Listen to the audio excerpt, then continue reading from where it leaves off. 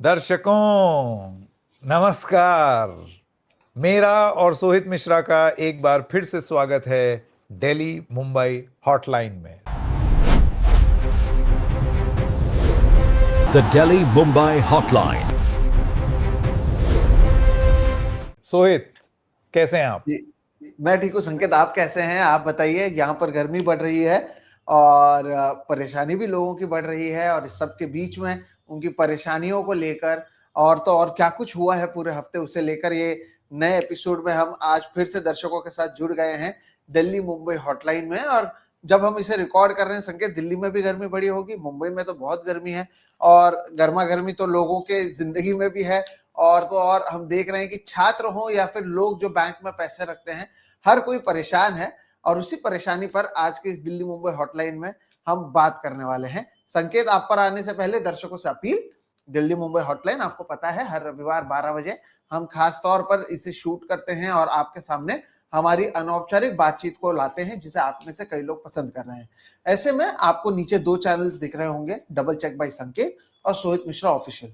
हो सके तो दोनों को आप सब्सक्राइब कर लीजिएगा और बेल आइकन को दबा दीजिएगा। उससे होगा ये कि जब भी हम कोई नए एपिसोड्स करेंगे अपने अपने चैनल पर, वो आप देख पाएंगे। और संकेत, आज के इस एपिसोड में लोगों ने हेडलाइन और थंबनेल तो देखा होगा, लेकिन अगर हम बता दें कौन से ऐसे 3 टॉपिक हैं जिस पर हम बातचीत करने वाले हैं, ताकि लोगों को भी पता हो कि अगले आने वाले 1 घंटे के अंदर वो क्या क्या सुन सकते हैं। एक टॉपिक सोहित बताएंगे, एक मैं बताऊंगा, ऐसे शुरू करेंगे। तो पहला टॉपिक सोहित आप शुरू कीजिए।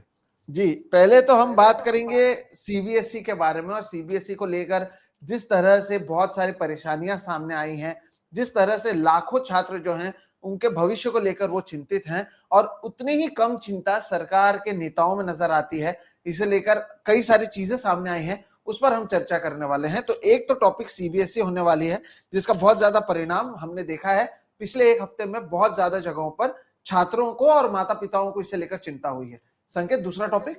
जी, दूसरा होगा एचडीएफसी बैंक। इसको लेकर के एक डबल चेक पर हमारी दूसरी या तीसरी रिपोर्ट अब ऑनलाइन है, तो आप वो भी देख लीजिएगा। ऐसा है कि अब बिल्कुल भी शक नहीं होना चाहिए इस चीज में कि एचडीएफसी फ्रॉड कर रहा था। और क्या है कि सोहित, अक्सर होता क्या है कि इस तरीके की चीजें अखबार, जिन्हें कहा जाता है ना पिंक पेपर्स, आपके पेपर जिनका कलर अलग टाइप का होता है, बिजनेस पेपर्स, अक्सर ये माना जाता है कि ये तो बिजनेस पेपर्स टाइप की हेडलाइन है और बड़ी बड़ी चीजों को बड़े बड़े शब्दों में ढांक दिया जाता है। लेकिन किस तरीके से आम जनमानस के समझने के लिए एक बैंक फ्रॉड कर रहा था, एक बैंक करप्शन कर रहा था, एक बैंक पैसे घुमा रहा था और उसको अलग अलग तरीके से जस्टिफाई करने का प्रयास कर रहा था, और कैसे ये सारा पैसा घुमावन ये आपका पैसा था। दर्शकों, आपका 12 करोड़ ग्राहक हैं एचडीएफसी के, इस देश का सबसे बड़ा प्राइवेट बैंक है। 12 करोड़ ग्राहकों के पैसे को एचडीएफसी ने घुमाया, पैसे को इधर उधर किया। इस वजह से आप जान लीजिए एचडीएफसी में जो हो रहा है वो डायरेक्टली आपको इंपैक्ट करता है। और सोहित, हमने ये चीज पहले भी बोली है, नो योर कस्टमर चाहिए तो इस देश के कस्टमर को नो योर बैंक चाहिए।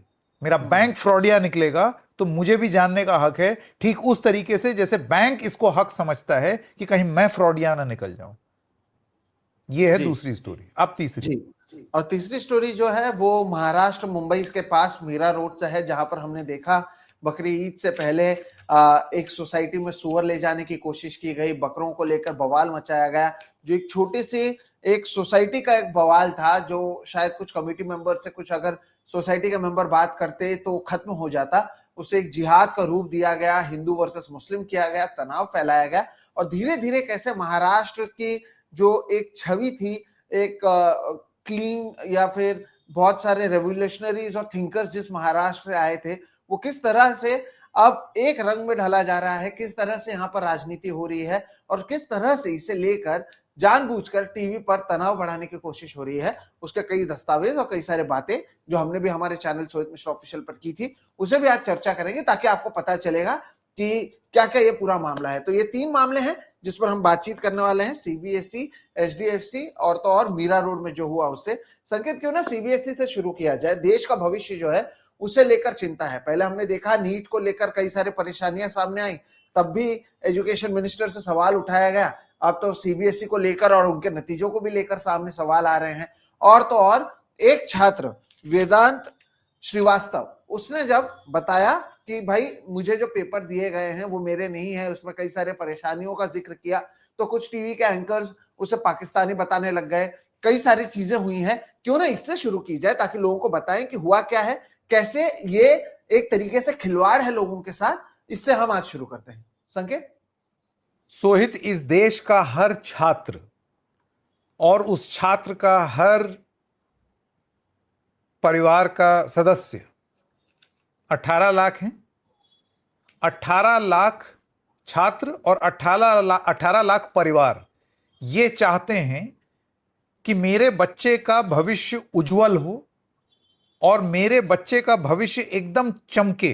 पता है कैसे? सोहित मिश्रा के चेहरे की तरह, ऐसी ग्लो हो, ऐसा ऐसा तेज हो चेहरे पर, ऐसा नूर हो मेरे बच्चे के भविष्य में जैसे सोहित का चेहरा है। वो फेस वॉश, वो फेस क्रीम पता चल जाए कि कैसे मेरे बच्चे का फ्यूचर सोहित मिश्रा के चेहरे की तरह ब्राइट हो जाए। लेकिन उस चेहरे पर चारकोल की क्रीम और ग्रीस रगड़ने का काम अगर कोई कर रहा है तो वो central board of secondary education CBSE है। हाँ सोहित, वही सीबीएसई जिससे मैं पढ़ा हूं। मैं संभवतः आप भी सीबीएसई स्कूल के छात्र रहे होंगे या फिर कोई और बोर्ड? महाराष्ट्र बोर्ड है, इसे एसएससी कहते हैं। मैं महाराष्ट्र बोर्ड से पढ़ा था। चलिए, तो आज की डेट में तो आप किस्मत वाले हैं भाई सोहित कि आप महाराष्ट्र बोर्ड से पढ़े हुए हैं या और तमाम बोर्ड से पढ़े हुए हैं, क्योंकि सीबीएसई में जो हर साल 18 लाख छात्र निकलते हैं, फ्यूचर अंधकार में है। एक एक करके जरा क्रमवार तरीके से आप समझे। और यहां पर मैं एक तारीफ करना चाहूंगा सोहित, हिंदुस्तान टाइम्स के एक रिपोर्टर हैं। अक्सर अखबारों के रिपोर्टर्स को उस तरीके से तरजीह नहीं दी जाती क्योंकि टीवी वालों को ये लगता है कि मैं महान, मेरा चेहरा दिखता है तो मैं ही हूं सब कुछ। कभी कभी अपुन को लगता है अपुन ही भगवान है, ठीक है ना। टीवी के रिपोर्टर्स की और अब डिजिटल के रिपोर्टर्स में एक बड़ी गंदी बीमारी है कि सब उन्हीं को मालूम है। जी नहीं, आपको नहीं मालूम है। अखबार के एक रिपोर्टर जिसने पूरी तरीके से एक्सपोज करके सीबीएसई को इस देश के सामने रख दिया है, उनका नाम है संजय मौर्य। संजय मौर्य की आप हिंदुस्तान टाइम्स की रेगुलर रिपोर्टिंग देख लीजिए। वो आदमी रोज ऐसे ऐसे न्यूज ब्रेक कर रहा है कि सरकार को ना हलक से निवाला उतरना मुसीबत हो रही है। पाकिस्तान और न जाने क्या क्या सब इधर उधर की बातें हो रही हैं, लेकिन संजय मौर्य की रिपोर्ट्स क्या क्या बताती हैं सोहित? स्टोरी तो आपको मालूम ही है। एक ऑन स्क्रीन मार्किंग सिस्टम शुरू किया, फरवरी में ही शुरू किया और बोला कि बस अब इसको लागू कर देंगे इस बार। रिजल्ट बहुत नीचे आ गया, कई परसेंटेज पॉइंट नीचे आ गया। 3% का एवरेज ड्रॉप हुआ है। बहुत सारे छात्रों को लगा यार मैं इतना भी बुरा नहीं हूं, इतने कम कैसे आ गए। कुछ लोगों ने रीवैल्यूएशन किया तो उन्होंने पाया कि पहले इवैल्यूएटर्स यूं करके जांचते थे, अब इवैल्यूएटर को एक कंप्यूटर मॉनिटर दे दिया गया है और उनको बोला है कि अब कॉपी कंप्यूटर पे जांचो, स्टेप मार्किंग करो, यानी कि हर स्टेप के मार्क्स दो। और वो कब होगा? जब मेरी हाथ से लिखी हुई कॉपी स्कैन हो करके वो सिस्टम में डलेगी। आप ये समझिए कि 18 लाख बच्चों के जितने भी सब्जेक्ट्स होंगे उन सबके एक एक पेज को स्कैन करके सिस्टम में डाल करके और फिर उसको जांचना। On the face of it दर्शकों, on the face of it, किसी भी तकनीक को सिरे से खारिज करना ये एक खराब प्रथा होगी। क्योंकि अगर ऐसे ही हम करेंगे, हम ये बोलेंगे कि ये नई चीज लाना जो है ये क्यों पुराने के हिसाब से क्यों नहीं चले, नया क्यों लाए, फिर तो हम अभी भी फिर हमको ऐसे ऐसे वाला फोन इस्तेमाल करना चाहिए। अब वो छोड़ो, हमको तो संदेशा भी कबूतर के पैर में बांध करके देना चाहिए। क्यों इस्तेमाल कर रहे हैं हम लोग ये सॉफ्टवेयर?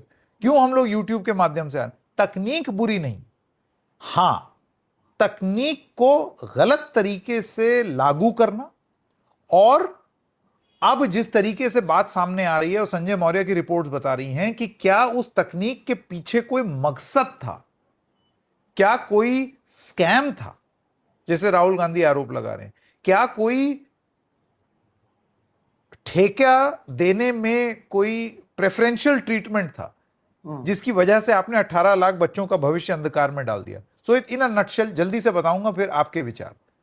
संजय मौर्य की रिपोर्ट क्या बताती है? वो ये बताती है, आज की रिपोर्ट है Sohail, when we are recording this, वो ये कहती है कि एग्जाम के इवैल्यूएशन से महज कुछ दिन पहले ये ठेका दिया गया। संजय मौर्य की दूसरी रिपोर्ट ये बताती है कि पहले 2 टेंडर में ये क्वालिफाई नहीं किए थे, फिर टेंडर को हल्का किया गया ताकि ये क्वालिफाई कर जाए। संजय मौर्य की रिपोर्ट ये बताती है कि रिकॉर्ड नंबर में ब्लर्ड कॉपीज, ब्लर्ड का मतलब आप समझ रहे हैं, मैंने कुछ लिखा है और वो क्योंकि एकदम धक्कम पेल यूं स्कैन हो रहा है, तो स्कैन में गलत स्कैन या फिर मतलब धुंधला स्कैन जल्दबाजी में वो छपा हुआ था और उसमें बहुत सारे जो इवैल्यूएटर्स थे उन्होंने वो धुंधले पे ही मार्क्स दे दिए। सोचिए, ये क्राइम नहीं है। देश के भविष्य को आप ऐसे ही जांच रहे हैं, ये किस तरीके का काम है भाई? संजय मौर्य की रिपोर्ट और भी तमाम चीजें बता रही है कि किस तरीके से इवैल्यूएटर्स, दैनिक भास्कर की रिपोर्ट है कि किस तरीके से इवैल्यूएटर्स के आंखों में दर्द हो गया, फिजिक्स और मैथ्स में तो खास तौर से, क्योंकि ब्लर्ड कॉपी में उनको समझ में ही नहीं आ रहा था, उनको माइग्रेन होने लगा, उनको दर्द होने लगा और वो और उनके ऊपर भयंकर प्रेशर था कि हम नहीं जानते कि किसी भी हाल में करके दो, इसको तो सक्सेस बनाना है, इसको तो करना है। सिर्फ इसलिए कि आपने एक स्कीम को एक तो एकदम लास्ट मिनट इंट्रोड्यूस किया। हिंदू बिजनेस लाइन की रिपोर्ट है कि इसमें से बहुत सारे टीचर्स को प्रशिक्षण प्राप्त नहीं था टाइम से। सॉरी, दैनिक भास्कर की रिपोर्ट है कि प्रशिक्षण में बहुत सारे टीचर्स को ट्रेनिंग चाहिए ना भाई। पुरानी पद्धति से अगर कोई चीज हो रही है और आप कुछ नया इंट्रोड्यूस कर रहे हैं, नई चीज का स्वागत सोहित, लेकिन इसका यह मतलब नहीं है कि आप नई चीज के लिए ट्रेन नहीं करोगे, या फिर ऐसे नहीं हो सकता कि मैं ऑन द जॉब ट्रेनिंग हो जाऊं। आपको पता है governing council of the CBSE, उसके अंदर जब यह नियम लागू हो रहा था, उस गवर्निंग काउंसिल तक ने बोला कि बिना बॉस टेस्ट रन तो हुए ही नहीं है, ट्रायल हुए ही नहीं है, कैसे लागू करेंगे? उनको भी इग्नोर करते हुए और चीरते हुए, धनधनाते हुए इस कंपनी को कॉन्ट्रैक्ट दिया गया और यह कहा गया कि चलो कॉपी जांचो, इस नए हिसाब से जांचो। नतीजा, अभी दोबारा वेबसाइट खुल गई है। अच्छा, वेबसाइट भी क्रैश, वेबसाइट क्रैश हुई तो बहुत सारे लोग अपना नहीं दे पाए। अब जब वेबसाइट इन्होंने फाइनली आईआईटी कानपुर और आईआईटी मद्रास की मदद से ये खोला, तब 18 लाख में से सोहित 4,04,000 बच्चों ने, और ये फिगर अभी और ऊपर जाएगा क्योंकि वेबसाइट वापस खोल दी गई है रीइवैल्यूएशन के लिए, 11,31,00,000 ये कॉपीज थी जो बच्चों ने रीइवैल्यूएशन की मांग की पिछली। अभी ये और अपडेट होंगे, ये पुराने फिगर्स मैं आपको बता रहा हूं। सोहित, किसी भी मैथमेटिकल फॉर्मूला में अगर 18 लाख में से 4 लाख बच्चों को शक है ना, इसका मतलब वो सिस्टम पूरी तरीके से फ्लॉप है, उसका सक्सेस रेट बहुत पुअर है। और अभी भी ये सरकार जबरदस्ती इस ऑन स्क्रीन मार्किंग सिस्टम को माइनर इश्यूज, छोटे मोटे इश्यूज हैं, ऐसे बोल करके प्रस्तुत कर रही है। और तो और जबरदस्ती फोर्स किया जा रहा है टीचर्स को, इवैल्यूएटर्स को, बच्चों को सर्कुलर देके कि रील बना के हमारी तारीफ करो, बोलो हम कितने अच्छे। सोहित, ये बच्चों के भविष्य के साथ खिलवाड़ है। उस सीबीएसई में हो रहा है जिस सीबीएसई को बेस्टम बेस्ट माना जाता था। जो चीजें कभी नहीं होती थी, किसी के मन में नहीं आती थी, हम लोगों ने उतनी बेसिक चीज को मन में इतना डाउट रख दिया है। और बाकी लेवल मेकर तो हैं, कोई भी सवाल उठाएगा तो उसको पाकिस्तान कुछ फेंक देंगे, बोल देंगे। जी बिल्कुल। और ये नया नहीं संकेत, मैं आपको बता दूं कि जो अभी सीबीएसई में हो रहा है ना, जैसे आपने मुझे पूछा कि मैं किस बोर्ड से था, तो एसएससी जो महाराष्ट्र बोर्ड का है, वहां से मैंने किया और फिर मैं मुंबई यूनिवर्सिटी से आगे की पढ़ाई की। अब मैं आपको बताता हूं कि ये जो ओएसएम का अभी दिल्ली या सीबीएसई बोर्ड में जो इश्यू हो रहा है ना, 2017 में संकेत महाराष्ट्र में ये हो चुका था। और उस समय इतनी बड़ी खबर ये बनी थी क्योंकि यहाँ पर भी बहुत सारे लाखों लोगों को इसी तरह की परेशानी का सामना करना पड़ा। मैं यहाँ पर सबसे पहले तो इस बात को लेकर हैरान हूं कि ये इतनी बड़ी खबर महाराष्ट्र में मुंबई यूनिवर्सिटी में उस समय हुई थी कि वहां के वाइस चांसलर को हटाना पड़ा था, लेकिन इसके बावजूद सीबीएसई इसे क्यों नहीं समझ पाया, ये मेरे समझ के परे है। सेम चीज है, मैं आपको थोड़ा सा दर्शकों को याद दिला दूं कि हुआ क्या था। जो लोग उस समय यूनिवर्सिटी सीरीज जब किया करते थे, रवीश कुमार और हम सब एक चैनल में थे, तब इसके ऊपर मुझे लगता है मैंने 8-10 रिपोर्टिंग की होगी संकेत। उस समय इतने छात्र परेशान थे यहाँ पर मुंबई यूनिवर्सिटी में, और आप देखिए कि कितना सिमिलर है। मेरिट ट्रैक नामक एक कंपनी से मुंबई यूनिवर्सिटी ने एक करार कर लिया सेम, कि जो लोगों के न्यूज या आएंगे, उनके रिजल्ट्स आएंगे, एग्जाम शीट्स आएंगे, उसे आप स्कैन करेंगे और उसके बाद बाकी सारी होगी, प्रक्रिया एकदम क्लियर होगी। टीचर्स को ट्रेनिंग नहीं दी गई, सही से कुछ हुआ नहीं, जल्दबाजी में सारी चीजें की गई, और उसके वजह से संकेत जो अभी तो आपके यहाँ पे आप बने हैं कि गनीमत है कि रिजल्ट्स डिक्लेयर होने के बाद ये सारी चीजें हुई हैं। मुंबई यूनिवर्सिटी में जो समर रिजल्ट्स होते हैं वो मैक्सिमम मिड जून तक डिक्लेयर हो जाते हैं। आपको पता है उस समय मिड सितंबर से लेकर मिड अक्टूबर तक रिजल्ट से डिक्लेयर नहीं हो रहे थे, क्योंकि कभी स्कैन सही से नहीं हो रहा था, टीचर को ट्रेनिंग नहीं था। आप टीचर से एक्सपेक्ट कर रहे थे जिन्हें टेक्नोलॉजिकली इतनी सारी चीजें पता नहीं है, वो तुरंत ये सारी चीजें कर ले, और उसमें लाखों लाखों जो छात्र थे, स्पेशली जिन्हें बाहर जाना था, वो नहीं जा पाए थे, और बहुत बड़े पैमाने पर ये बड़ी खबर बनी थी।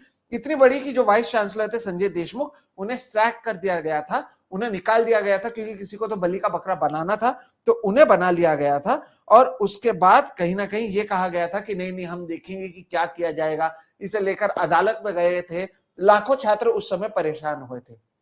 9 साल पुरानी बात कर रहा हूं मैं। 9 साल बाद हम क्या देखते हैं, यही चीज अब सीबीएसई लेवल पर हो रहा है, वही गलतियां वापस हो रही हैं। क्या ये यूनिवर्सिटीज आपस में बात नहीं करती हैं? इस तरह की परेशानी सामने आना ही नहीं चाहिए कि छात्र कह रहे हैं कि जो आपने मुझे मेरे पेपर्स दिए हैं उसमें पहला पन्ना तो मेरा है, अंदर का पन्ना किसी और का है, हैंडराइटिंग मैच नहीं कर रहा है, आप मुझे दूसरों के पन्ने दे रहे हैं। ये किस तरह से आप टेक्नोलॉजी का इस्तेमाल कर रहे हैं? जैसे कि संकेत ने कहा, टेक्नोलॉजी का इस्तेमाल किया जाना चाहिए। कोई भी टेक्नोलॉजी जब भी आएगी उससे कहीं ना कहीं अच्छी चीजें होंगी, लेकिन उससे आप पहले अप्लाई तो सही से कीजिए। टीचर्स की ट्रेनिंग सही से होनी चाहिए थी, और इसका कम से कम खामियाजा इन छात्रों को नहीं उठाना पड़ता। अब क्या हो रहा है कि मंत्री जी अपनी सीट या अपनी कुर्सी को लेकर चिंतित रहते हैं। अगर इतना चिंता उन्होंने पहले लिया होता तो उन्हें नहीं कहना पड़ता कि इंडियन नेवी का इस्तेमाल करेंगे, इंडियन एयरफोर्स का इस्तेमाल करेंगे। मोदी जी खुद देखेंगे कि किसी भी जगह पर किसी तरह की परेशानी नहीं हो। अब बार बार आकर उन्हें सफाई देनी पड़ रही है। सच्चाई ये है, 18 लाख जो छात्र हैं वो परेशान हैं। उन्हें उनके साथ एक तरीके से नाइंसाफी हुई है कि उन्होंने साल भर मेहनत की, उन्होंने अपने तरीके से मेहनत करके एग्जाम लिखा है। लोगों के अपने अपने प्लान्स होते हैं फ्यूचर के, लेकिन प्रशासन और सरकार की गलती का खामियाजा ना ही सरकार के लोगों को भुगतना पड़ता है, ना ही प्रशासन के लोगों को, इन्हीं छात्रों को भुगतना पड़ रहा है। अब मैं आपको बताता हूं इसमें स्कैम क्या होता है संकेत, क्योंकि ये यहां पर भी हुआ था। अब ये जो स्कैन कॉपी की लोग मांग कर रहे हैं या फिजिकल कॉपी की मांग कर रहे हैं, उसके लिए भी उन्हें पैसे देने पड़ते हैं। यानी गलती भी सीबीएसई करेगा और फिर पैसे भी लेंगे कि अगर आपको स्कैन कॉपी या फिजिकल कॉपी चाहिए तो ये लीजिए, क्योंकि महाराष्ट्र में यही हुआ था। करोड़ों रुपए उस समय भी मुंबई यूनिवर्सिटी ने कमाए थे अपनी ही गलती के बाद, और यही अब नेशनल लेवल पर या आप कहें कि सीबीएसई लेवल पर भी हो रहा है। तो जो आपने बात कही ना कि गिरे तो भी टांग ऊपर वाली स्थिति है, कि अब क्या होता है कि ये पोस्ट ट्रूथ जमाना है, जहां पर सच जो है उसे कोई नहीं जानना चाहता, उससे आगे हर कोई दो खेमे में बढ़ गया है। तो आप रील बनवा लेंगे, सोशल मीडिया टूल किट देंगे स्कूल के प्रिंसिपल्स को और कहेंगे कि आप ओएसएम को सोशल मीडिया पर डिफेंड कीजिए। बोर्ड को आप बताइए कि कैसे हाईली प्रोएक्टिव है, वो एम्पैथेटिक है, वो कम्युनिकेटिव है, और वो इन इश्यूज को देख रहा है। और जो प्रिंसिपल्स हैं उन पर दबाव बनाया गया कि आप रील बनाइए और रील के जरिए आप अपनी बात को रखिए। और उसमें भी एक पैटर्न नजर आया, क्योंकि स्क्रिप्ट जो है वो आया था। ये भी खबर हिंदुस्तान टाइम्स में जब सामने आई, उसके बाद सीबीएसई ने बोला नहीं नहीं, हमने किसी को कुछ नहीं दिया, ये नहीं दिया, वो नहीं दिया। लेकिन हर किसी को पता है कि हर कोई केवल अपनी कुर्सी और अपने जो पोजीशन है उसे बचाए रखने का काम यहाँ पर कर रहा है। और इसके लिए हम देखते हैं कि कभी कोई ट्रोल बन के किसी को पाकिस्तानी बोल देता है, कहीं पर सोशल मीडिया पर टूल किट चला दिया जाता है, और फिर जो छात्र हैं, और यहाँ पर तारीफ भी की जानी चाहिए वेदांत श्रीवास्तव की, उन्होंने इसे सबसे पहले सोशल मीडिया पर जब यह बड़ा बना तब बहुत जगह से बहुत सारे हमले किए गए, और हमने तो देखा है कि ट्विटर की दुनिया कैसी होती है, लेकिन एक छात्र ने शांत तरीके से अपनी चीजों को अपलोड किया, बताया कि क्या सही है क्या गलत, फिर सीबीएसई ने अपनी गलती मानी, उन्होंने उन्हें अपना जब वापस आंसर शीट दिया तो उसमें देखा गया संकेत कि बहुत जगहों पर मैनुअली भी पेपर को चेक किया गया था। तो आप क्या कर रहे हैं? आप अगर टेक्नोलॉजी ला रहे हैं तो टेक्नोलॉजी को भी आप सही से इस्तेमाल नहीं कर पा रहे हैं, आप मैनुअली भी पेपर को चेक कर रहे हैं। कोई भी चीज आप करते हैं तो पहले आप ट्रायल होता है, उसमें एरर्स होते हैं, वो सारी चीजें आप करेंगे या फिर 18 लाख बच्चों के भविष्य के साथ ही डायरेक्ट ट्रायल एंड एरर होगा? क्योंकि यहां पर यही होता हुआ नजर आ रहा है। और संकेत, जो हमने पहले भी बात की थी, नीट के 23 लाख बच्चे, अब यहां पर 18 लाख बच्चे, आप इन बच्चों के भविष्य के साथ खिलवाड़ कर रहे हैं। आपने 10 साल में डिलीवरी बॉय छोड़ के कोई नई नौकरी को लाया नहीं है, जॉब है नहीं मार्केट में। लोग अगर अपने भविष्य को लेकर प्लान करते हैं कि ये पढ़ाई करने के बाद और कुछ करें, अगर कोई इंटरनेशनल लेवल पर कहीं पर जाकर एडमिशंस लेना चाहता है, वहां पर उन्हें बहुत सारी परेशानियों का सामना करना पड़ेगा, और इस सब का कहीं पर भी कोई जवाब कोई देने को तैयार नहीं है। हाँ, विपक्ष के नेता अगर कुछ लिख देंगे तो पूरा का पूरा एक जो खेमा है वो सोशल मीडिया पर यही मंत्री है जो धर्मेंद्र प्रधान से लेकर पीयूष गोयल से लेकर हर कोई राहुल गांधी को कैसे घेर सके उस पर लग जाते हैं। उनका एक अलग टूल किट चलता है। इतना अगर उन्होंने ध्यान छात्रों पर किया होता या इतना ध्यान दिया होता कि इस तरह की परेशानी ना हो, तो आज संकेत और मैं बैठकर इस पर बातचीत नहीं कर रहे होते, क्योंकि प्रशासन और शिक्षा मंत्री, जिनका काम है इसका ख्याल रखना कि छात्रों को परेशानी ना हो, वो अपने काम में फेल हो गए हैं। और इस देश में संकेत, मुझे लगता है अकाउंटेबिलिटी नाम का चीज अब रहा नहीं है, क्योंकि कोई इनसे सवाल आंख में आंख डालकर या फिर टीवी पर उनकी तस्वीर बार बार छाप कर नहीं बता रहा है कि किस तरह की परेशानी हुई है। आफ्टर ट्रूथ में कोई इसे कहीं ना कहीं डिफेंड करने की कोशिश कर रहा है, सोशल मीडिया पर रील बनाने की कोशिश कर रहा है, लोगों को कंफ्यूज करने की कोशिश हो रही है, आर्म फोर्स का कैसे इस्तेमाल किया जाएगा, आगे ये परेशानी कैसे नहीं होगी, यही सारी बातें हो रही हैं। सच्चाई ये है, आपको जो काम दिया गया था, लोगों के लाखों करोड़ों रुपए टैक्स के जाते हैं, आप उसे लेते हैं, आप माई बाप मंत्री बनते हैं, आपके पास पूरे के पूरे एक तरीके से अधिकारी मौजूद होते हैं। सब कुछ होने के बावजूद आपने लाखों छात्रों का भविष्य जो है वो अधर में डाल दिया है। पहले भी डाला, अब फिर से आप डाल रहे हैं, लेकिन इसके बावजूद अकाउंटेबिलिटी जीरो, अंडा जीरो। जो वहां पर हमारे नॉर्वे में कह रहे थे ना कि जीरो का हमने निर्माण किया है, जब पूछा गया था कि इंडिया में क्यों इन्वेस्ट करें, तो वो जीरो का ही यहां पर भी निर्माण जो होने के बाद इस्तेमाल मुझे लगता है धर्मेंद्र प्रधान एंड टीम कर रही हैं, क्योंकि अब भी वो इसके ऊपर जिम्मेदारी लेते हुए जो काम की जानी चाहिए थी, इन लाखों छात्रों को जो परेशानी नहीं होनी चाहिए थी संकेत, उसे लेकर अब भी क्लैरिटी नहीं है। हाँ, बस कई कई जगहों पर कई कई चीजें की जाती हैं, कही जाती हैं। ये जो पुराना एक्सपीरियंस मेरा रहा है वो इसलिए भी मैंने साझा किया ताकि पता चले कि ये कोई नई बात नहीं है, लेकिन हम हमारी जो गलतियां हैं उससे सीखते हुए तो कम से कम नजर नहीं आ रहे हैं। यह भी दर्शकों को बताना जरूरी था। सोहित, सीबीएसई का ये जो पूरा प्रकरण हुआ है, मेरे ख्याल से अब लोगों ने, छात्रों ने, anyone who is interested in concern, उसने इसके बारे में जान लिया है और हमने बहुत विस्तार से आपको बताया भी। लेकिन मैं बस ये कहना चाहता हूं कि अकाउंटेबिलिटी शब्द का आपने प्रयोग किया और तभी मैं सोचने पर मजबूर हो गया कि अकाउंटेबिलिटी किसकी? क्या एक, और पिछले एपिसोड में भी हमने इसके बारे में बात की थी कि बिल्कुल भी हम लोगों को शक नहीं होना चाहिए कि हिंदुस्तान को एक फेल्ड एजुकेशन मिनिस्टर मिला हुआ है। कुछ लोगों को यह बात बहुत ही कटु लग सकती है, आपको कड़वी लग सकती है, लेकिन यह बात सत्य है। आप सोचिए ये कितने शर्म की बात है एक मंत्री के लिए, मतलब वो अपने अपने कॉन्शियंस को कैसे वो मना पा रहे हैं, और कितनी मोटी चमड़ी है कि वो मना ले जा रहे हैं कि वो राहुल गांधी फ्रस्ट्रेटेड और ये सब सारी चीजें बोल रहे हैं, और उनको ये नहीं दिख रहा है कि नीट यूजी के, ऐसी हेडलाइन आ रही है कि नीट यूजी की इस बार मॉनिटरिंग पीएमओ कर रहा है। पीएमओ एजुकेशन मिनिस्टर है। अगर पीएमओ को आपका काम समथिंग एज बेसिक एज आपके नीट यूजी के पेपर की मॉनिटरिंग की, वो लीक ना हो जाए, पीएमओ को करनी पड़ रही है, तो आपको सिर झुका देना चाहिए, अपना घुटने टेक देने चाहिए, इस्तीफा दे देना चाहिए। बहुत पहले दे देना चाहिए था, खैर, लेकिन अब दे दीजिए, थोड़ी सी शर्म दिखाइए। यह कहा जा रहा है कि इंडियन एयरफोर्स ये पेपर ले करके जाएगा। एक नीट यूजी के पेपर को एग्जाम सेंटर पहुंचाने का काम ये इंडियन एयरफोर्स का है। इंडियन एयरफोर्स का काम ये है कि वो दुश्मनों से लड़े और उसके बाद फिर छात्रों को पेपर दिलवाए?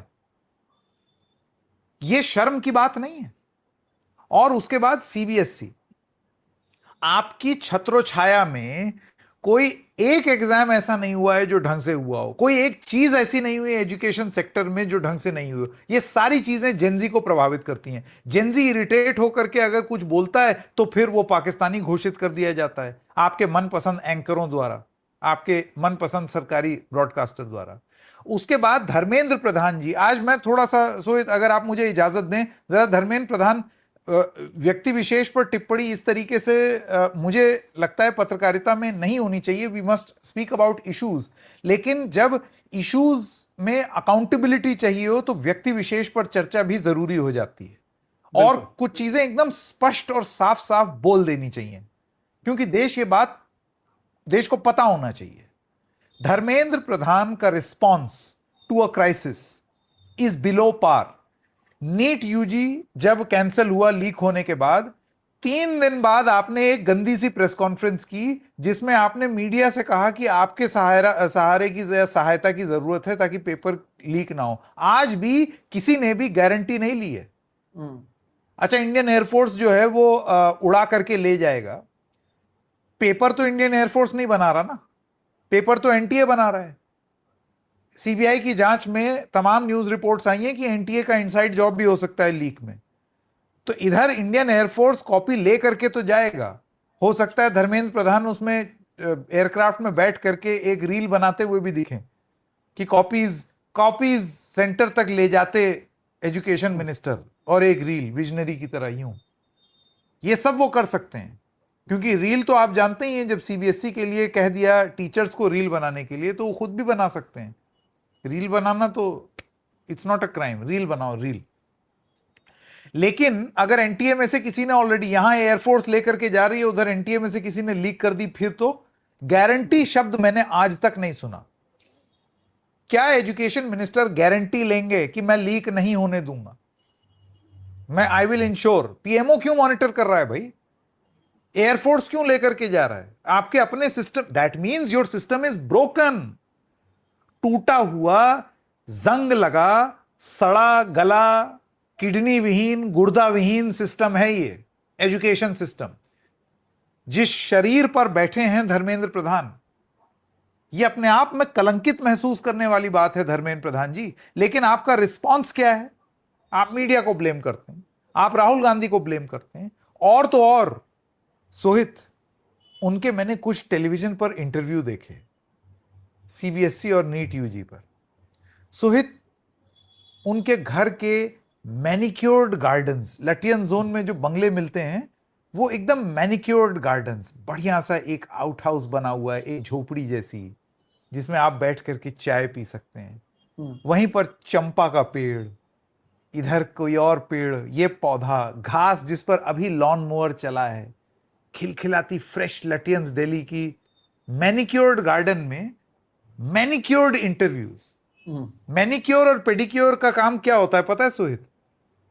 मैनिक्योर और पेडिक्योर का काम ये होता है कि आपके हाथ में आपके नाखून साफ कर दें, डस्ट हटा दें, हाथ में अगर कुछ वो मैल आ गई है तो वो सब मल के उसको धूप में काला हो गया है, डेड स्किन रिमूव कर दें। पेडिक्योर होता है कि आपके पैर में अगर डस्ट चिपकी हुई है तो उसको रगड़ रगड़ के साफ कर दें, ठीक है, नाखून फाइलर से रगड़ दें, ताकि आपके पैर और हाथ खूबसूरत दिखें, आप हसीन लगें। आप किसी से ऐसे हाथ शेक करें तो वो सोचे कि वाह कितना कोमल हाथ, कितना सुंदर हाथ पांव हैं इसके। मैनिक्योर और पेडिक्योर का काम ये होता है। लेकिन भीतर में जो इंसान है वो वही रहेगा। ऊपरी रूप से आप साफ दिखेंगे लेकिन भीतर से आप वही रहेंगे। तो जब धर्मेंद्र प्रधान अपने मैनिक्योर्ड गार्डन से अपने मैनिक्योर्ड एंकर्स को बुला करके मैनिक्योर्ड इंटरव्यूज देंगे टेलीविजन चैनल्स में, जिसमें मैनिक्योर्ड सवाल पूछे जाएंगे, जिसमें यह कहा जाएगा कि जिस तरीके से भ्रम फैलाया जा रहा है मंत्री जी, उस पर आपका क्या कहना है? अभी भी विपक्ष बाज नहीं आ रहा है मंत्री जी। तो ये जो मैनिक्योर्ड इंटरव्यूज हैं, इससे आपको बड़ा अच्छा लग सकता है कि देखो मैंने तो जवाब दे दिया, देश ने ये वर्जन भी सुन लिया, लेकिन भीतर का जो गंध है वो साफ नहीं हुई मंत्री जी। धर्मेंद्र प्रधान जी मैनिक्योर्ड गार्डन से मैनिक्योर्ड इंटरव्यू दे करके और रील बनवा करके, मैनिक्योर्ड रील्स बनवा करके टीचर्स से, इस वास्तविकता से आप नहीं छुप सकते कि आज 18 लाख बच्चों का भविष्य आपने अंधकार में डाला। नीट यूजी में 22 लाख लोगों का, एस्पिरेंट्स के भविष्य के साथ खिलवाड़ आपके मंत्रालय ने किया है। गारंटी शब्द का इस्तेमाल ना करना यह आपकी तरफ से हुआ है। आपकी हिम्मत नहीं हो रही गारंटी बोलना, गारंटी नहीं दे सकते ना आप, क्योंकि ऊपर से तो आप मैनिक्योर कर लेंगे, अंदर की गंदगी का क्या सोहे। बस यही कहना था मुझे। नहीं, और सही बात है, अभी तो ये ना ही नेहरू को इसके लिए जिम्मेदार ठहरा सकते हैं, 12 साल से सत्ता में है, तो ये भी नहीं कह सकते कि ये जो पूरा का पूरा सिस्टम है वो कांग्रेस का है और हम इसे ठीक कर रहे हैं। हाँ, जब धुरंधर 3 बनेगा तब शायद पता है, और बहुत सारे लोगों ने कटाक्ष भी किया कि जानबूझ के हमने नीट का जो पेपर है वो लीक करा दिया या फिर उसे कैंसिल करा दिया, क्योंकि वहां पर भी पाकिस्तानी घुस गए थे, और आपको धुरंधर 3 में पता चलेगा कि कैसे ये मास्टर स्ट्रोक था। तो मास्टर स्ट्रोक हो या नहीं हो संकेत, आजकल इस देश में रील बनाना नया चीज बन चुका है। पेट्रोल आप कहते हैं कम इस्तेमाल करो, तो नेता लोग एक दिन में हम देखते हैं कोई बाइक पर जा रहा है, कोई मेट्रो से घूम रहा है। अब क्यों नहीं आ रही वो तस्वीरें? क्योंकि हो गया, उस समय आपको मैसेजिंग करना था, आपने कर दिया। अब मैसेजिंग जो है वो सीबीएसई स्कूल्स के बेचारे प्रिंसिपल्स पर दबाव डालकर उन्हें एक टूल किट देकर, यही आरोप है ना ये लोग दूसरों पर लगाते हैं कि टूल किट गैंग है, ये गैंग है, वो गैंग है। ये खुद टूल किट गैंग बन चुके हैं। जो दूसरों पर आरोप लगाते थे वो खुद ही करने लगे हैं। टीचर्स पर दबाव बना रहे हैं। टीचर्स जो पूरी तरीके से तैयार नहीं थे, उन पर पहले से ही हम देखते हैं कि कितना प्रेशर होता है, उन्हें सही से ट्रेनिंग नहीं मिला है, और उन टीचर्स पर दबाव बनाया जा रहा है, प्रिंसिपल्स पर दबाव बनाया जा रहा है कि टूटे फूटे सिस्टम को आप अपने फेस वैल्यू पर डिफेंड कीजिए, और जो छात्र हैं या उनके पेरेंट्स हैं उन्हें एक तरीके से कंफ्यूज कीजिए। एक तरफ नए नए सवाल रोज आ रहे हैं, तो सवालों का जवाब नहीं है। जैसे कि संकेत ने कहा, अकाउंटेबिलिटी तो होती नहीं है। नेता लोग जो है वो प्लान इंटरव्यूज देते हैं और हर एक चीज कैसे सब चंगा सी है, कैसे विपक्ष बाज नहीं आ रहा है। आप लोग भी इसी में लगे रहते हैं, और इस सब में नुकसान तो होता है बच्चों का और उनके माँ बाप का। अब वो बच्चे और उनके माँ बाप चाहे जिस भी पार्टी के विचारधारा के हो, अब ये मुद्दे के बाद तो कम से कम वो ये समझ जाए संकेत कि हिंदू मुस्लिम का मुद्दा हो या पाकिस्तान चीन का मुद्दा हो, तमाम मुद्दों में जब आपको फंसाया जाता है, उसमें अगर आप फंसते हैं तो ये जो बेसिक चीजें, एग्जाम कराना, बेसिक चीजें, कॉपी चेक कराना, ये अगर हमारे देश में हम नहीं करा पा रहे हैं, और वेस्ट जो है एक जमाने में देखता है ना हमारे देश की तरफ कि यहां से बहुत सारे लोग, जब हम देखते हैं वेस्ट में कहीं पर जाकर सीईओ बन जाता है, तब हम खुश हो जाते हैं कि इंडियन ओरिजिन के हैं। फिर हम तस्वीरें देखते हैं, खबर पढ़ते हैं कि भारत से बहुत सारे जो वेल्थ, पैसे वाले लोग हैं या जो जिनके पास दिमाग है, जिनके पास आइडियाज है, वो इस देश को छोड़कर जा रहे हैं। क्यों नहीं जाएंगे संकेत, आप मुझे बताइए। आप बेसिक पेपर लीक होने से नहीं रोक पा रहे हैं, आप बच्चों के एग्जाम पेपर को सही से करेक्ट नहीं करा पा रहे हैं। टेक्नोलॉजी का इस्तेमाल कीजिए, और ये पहली बार नहीं है। जैसे कि मैंने कहा, 2017 में जब मुंबई यूनिवर्सिटी इससे झेल चुका था, तब यहाँ के वाइस चांसलर को आपको निकालना पड़ा था, उससे तो सीख लेते। ये तो कितने बड़े पैमाने पर, सीबीएसई का तो लेवल भी कितना बड़ा है, देश भर में लोग आते हैं, उसके बावजूद अगर आप ये नहीं करा पा रहे हैं, ये कौन से विश्व गुरु। और ये ठीक है, आप सोशल मीडिया और टीवी पर आप मैसेजेस चला सकते हैं, छात्रों की जिंदगी पर असर पड़ रहा है। सोचिए, ये छात्र इस समय सोचने भी नहीं चाहिए थे कि ऐसा सिस्टम काम करता है, कि वैसा सिस्टम काम करता है, और ट्विटर पर आकर वो छात्र खुद अपनी परेशानियों को बता रहे हैं, और फिर उसे लेकर भी कैसे खबर को चेंज किया जाता है। वो तो संकेत आपको भी पता है, मुझे भी पता है। किसी ऑपोजिशन को ला दो, कहीं हिंदू मुस्लिम करा दो, किसी को उठा लो और बोल दो ये इसका आदमी है, उसका आदमी है, वो सारी चीजें ठीक है। लेकिन आप सोचिए कि कितने बड़े पैमाने पर ये दुर्दशा है, और पूरी तरीके से इस पूरे सिस्टम को ये एक्सपोज करता है। ये खबर इसलिए महत्वपूर्ण है। ये कई लोगों को बोरिंग लग सकती है, कई लोगों को लग सकता है कि अरे इसमें मसाला नहीं है, लेकिन आप जब तक खबरों को एंटरटेनमेंट के रूप में देखेंगे, तो आपको ऐसे ही पता चलेगा कि एक दिन कोई पेपर लीक हो जाता है, कहीं पर छात्रों के कॉपी को सही से चेक नहीं हो पाता है, और उसके बावजूद कोई जवाब नहीं देता है। कम से कम संकेत में यह कहता कि अगर भारतीय जनता पार्टी अब विपक्ष में होती ना, यही भारतीय जनता पार्टी, तो अब तक हर सड़क पर ये उठ आए होते, बहुत सारी चीजें यहाँ पर हो जाती, दिन रात आंदोलन होता, कैसे इसमें कोई सारी चीजें इंटरनेशनल लेवल का कवरेज हो जाता, बहुत सारी चीजें होती है, हमने देखा है जब भारतीय जनता पार्टी विपक्ष में रहती है। लेकिन ये उम्मीद होती है ना कि जो आप विपक्ष में रह के करते हैं और आपको पता है कि कोई चीज कितना महत्वपूर्ण है, जब आप सत्ता में आकर भी वो देखते हैं तो नरेंद्र मोदी और उनकी सरकार को भी अपने ईगो के आगे बढ़ना होगा। अगर कोई मिनिस्टर इसके लिए जिम्मेदार है और उनसे बार बार गलती हो रही है और अगर उसके बावजूद आप उनसे पूछते नहीं है या वो उस पद पर बने रहते हैं, तो केवल ये उस एक मिनिस्टर की नहीं, पूरे के पूरी मिनिस्ट्री जो है उसकी गलती बन जाती है, क्योंकि आपका ईगो ऐसा है कि हम किसी मंत्री को कैसे हटा सकते हैं, हम कैसे किसी चीज को गलत कर सकते हैं, हमसे तो गलती होती ही नहीं है, भले ही लाखों लोग क्यों ना इससे भुगते हैं और भुगत ही रहे हैं। आप पकड़िए ना, ये 18 और वो 23 हो गए ना, लगभग 40-50 लाख तो यहीं पर हो गए। 50 लाख छात्रों का भविष्य एक महीने के अंदर हमने देखा है कि कैसे इन्होंने इनके भविष्य को अधर में डाल दिया है। कहीं चर्चा नहीं, कहीं पर मेलोडी का वीडियो आता है, कहीं पर अब तमिलनाडु में क्या हो रहा है, कर्नाटका में क्या हो रहा है, इसी पर चर्चा हो रही है। जितना समय यहाँ पर ढोंगी बाबाओं को और फालतू खबरों को टीवी पर दिखाया गया, अगर उतने ही समय एजुकेशन बीट पर दिखाया गया होता, और ये हर किसी के लिए लागू होता है, तो शायद ये सारी परिस्थिति नहीं आती। ओएसएम को लेकर लोगों को जानकारी नहीं है, कैसे क्या होने वाला है टीचर्स को जानकारी नहीं है।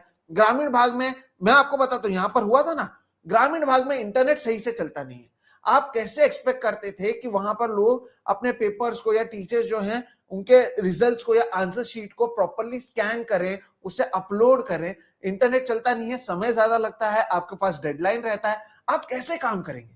ये सारी चीजों पर विचार कौन करेगा संकेत? छोटे छोटे बच्चों को अगर ये सारी चीजें समझ में आ रही हैं और ना ही मिनिस्टर समझ रहे हैं, ना ही उनकी मिनिस्ट्री समझ रही है, तो ये केवल और केवल ईगो के लिए आप करते हुए मुझे तो कम से कम लगता है, और एक टूल किट का आप इस्तेमाल करके फेस वैल्यू पर या मीडिया के जरिए आप जरूर बता सकते हैं कि सब कुछ अच्छा है, लेकिन सच्चाई ये है कि जो भारत का भविष्य है वही अधर में है, वही चिंतित है। लेकिन इनकी चिंता की फिक्र कम से कम मेन स्ट्रीम में कुछ आधे पत्रकारों को और अखबारों को छोड़ दें तो ज्यादा लोगों को होते हुए नजर नहीं आ रही है। सोहित, हॉटलाइन पर बॉटम लाइन ये है कि ये जो राष्ट्रीय मैनिक्योर गार्डन से मैनिक्योर इंटरव्यू देने वाले, मैनिक्योर रील बनाने वाले मैनिक्योर एजुकेशन मिनिस्टर हैं, इनके मैनिक्योर इंटरव्यू में टफ सवाल पूछने का समय अब गया, लद चुका है। क्या टफ सवाल पूछेंगे? जो नहीं पूछे जा रहे हैं वो मसला अलग, लेकिन मैं तो ये कह रहा हूं कि मैनिक्योर्ड इंटरव्यू छोड़ दीजिए, वो वक्त भी चला गया है। आपने ऑलरेडी, सोहित ने जैसे बताया, कि करीब करीब 50 लाख बच्चों के भविष्य के साथ खिलवाड़ कर दिया है। आप खुद कह रहे हैं कि मैं जिम्मेदारी लेता हूं, और वो भी बड़े दिल पे पत्थर रख के लिया होगा, क्योंकि जिम्मेदारी लेने की तो आदत छूट चुकी है जो सत्तासीन लोग होते हैं उनकी। सीधी सी बात है, मैनिक्योर मंत्री के मैनिक्योर इंटरव्यू नहीं चाहिए। इस देश को अकाउंटेबिलिटी चाहिए, and I think Dharmendra Pradhan, Sohit, bottom line hotline में यह है, धर्मेंद्र प्रधान का इस्तीफा होना चाहिए। वो इनकॉम्पिटेंट हैं, ये एक फैक्ट है। ये एग्जाम दर एग्जाम या एजुकेशन मंत्रालय से लगातार आ रही विफलता की एक लंबी फहरिस्त है अब हमारे पास। He has failed as an education minister. Passing marks भी नहीं मिले हैं उनको, 33%। कहां है ये बीजेपी जो हर मंत्रालय से पावर पॉइंट प्रेजेंटेशन मांगती है? अभी एक बात बताई गई है कि जब मोदी सरकार के 12 साल पूरे होंगे जून में, सब मंत्रालय अपनी उपलब्धियां गिनाएगा। मैं तो ये सोच रहा हूं, धर्मेंद्र प्रधान क्या उपलब्धि गिनाएंगे? क्या गिनाएंगे? नीट एग्जाम 2024 में गोड़ दिया, गेट 2026 में गोड़ दिया, नीट 2025 भी शक के घेरे में है, नीट 2026 सीबीआई की जांच में है, सीबीएसई गोड़ दिया, इसके अलावा और यूपीएससी में दिक्कतें हो रही हैं, इसके अलावा मैंने यूजीसी इक्विटी गाइडलाइंस गोड़ दी। कोई एक उपलब्धि हो तो मैं बताऊं ना, और ये तो मतलब off the top of my head, actually जुटेंगे तो 15-20 निकल आएंगे। सो दिस ब्रेजन आउट करना अब मोदी सरकार को छोड़ना पड़ेगा, क्योंकि जब आप इस्तीफा लेंगे किसी का तो फिर इसको इस तरीके से देखा जाता है ना कि भाई ये, अब जैसे सोहित ने बोला, it's an admission of your own guilt, कि आप फिर गलती मान रहे हैं अगर आप इस्तीफा ले रहे हैं।